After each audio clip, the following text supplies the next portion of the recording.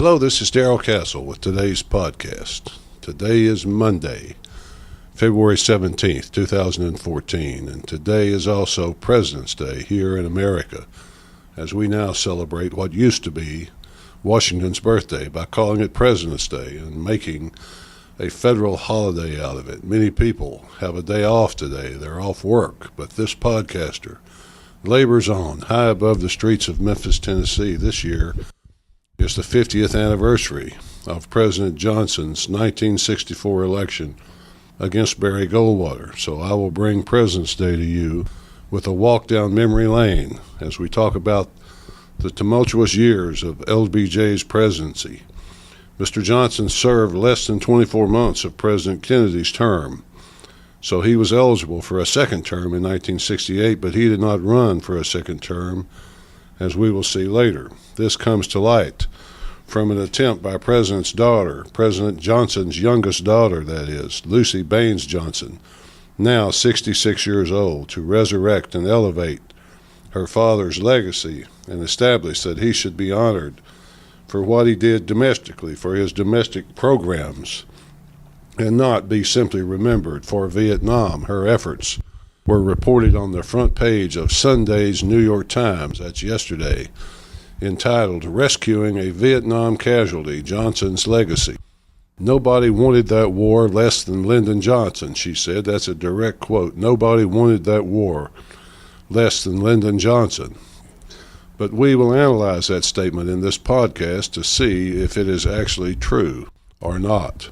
When President Johnson took office, President Kennedy had 16,000 military advisors in the nation of Vietnam and had issued an order to begin recalling them, starting with 1,000 to come home by the end of that month, November 1963. Upon being sworn in after President Kennedy's assassination, President Johnson quickly withdrew that order, and on November 26, 1963, Johnson expanded the numbers and roles of American military following the Gulf of Tonkin incident. The Gulf of Tonkin resolution gave the president the right to use military force without consulting Congress.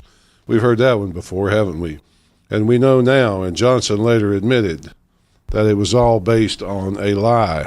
By the end of 1964, when Johnson ran against Goldwater, there were 23,000 American troops in Vietnam. U.S. casualties for 1964 totaled 1,278 dead. Johnson then began involving U.S. troops directly in the ground war when U.S. combat troops began arriving in March 1965.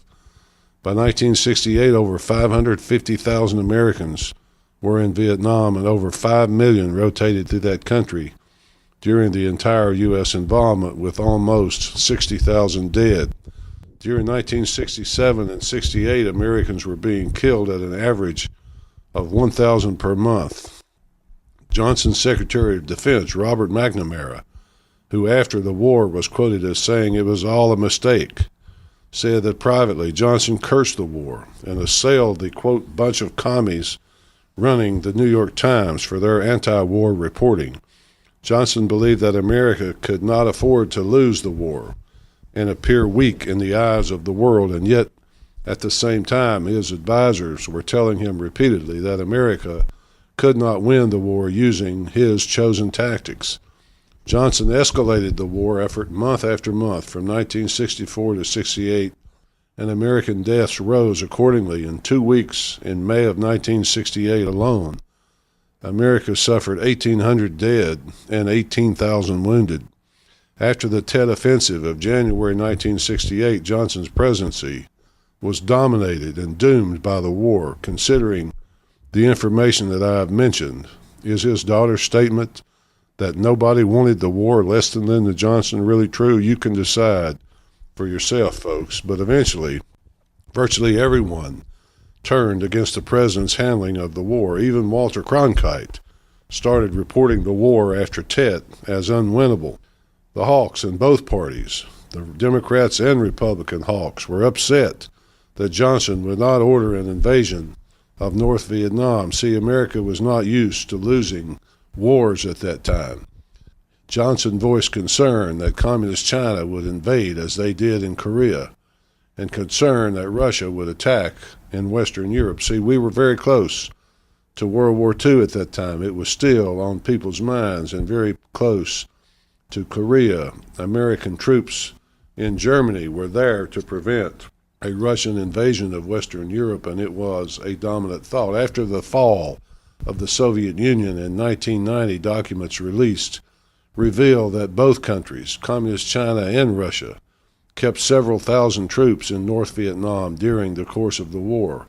The young and the left, of course, hated Johnson, and they hated the war. And they hated Johnson for even conducting the war for any reason, let alone not trying to win it. But I don't blame Johnson for the entire mess. This thing coming out of World War II, when Indochina, as it was called then, President Roosevelt, Joe Stalin, and Winston Churchill met in 1945, and they talked about what was going to happen to the world post-World War II. And they talked about the colonies in the Far East, Vietnam, or Indochina as it was called then, being one of them. And they decided not to let these countries be free, but they decided to return them to their colonial masters, Vietnam back to France, in other words. And then in 1954, at the Battle of Dien Bien Phu, when the French were defeated and thrown out of Vietnam, once again, the Vietnamese asked for free elections.